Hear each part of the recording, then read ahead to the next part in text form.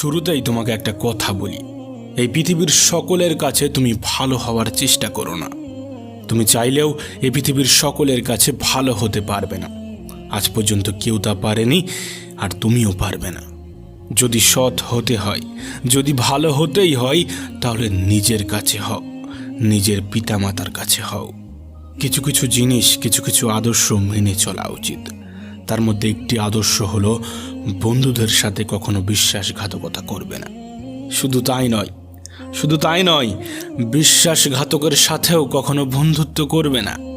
নিজের মধ্যে একটা জিনিস থাকা খুবই প্রয়োজন, খুবই জরুরি, আর তা হলো সৎ সাহস। যদি ভুলকে ভুল এবং ঠিককে ঠিক বলার সাহস তোমার মধ্যে না থাকে, তাহলে তোমার মধ্যে সৎ সাহস এবং ক্ষমতা কোনোটাই নেই। তোমার সাথে তোমার রবের সম্পর্ক সব থেকে বেশি গভীর হওয়া উচিত। এই পৃথিবীতে এমন একটা সম্পর্ক থাকা অত্যন্ত জরুরি, যার সাথে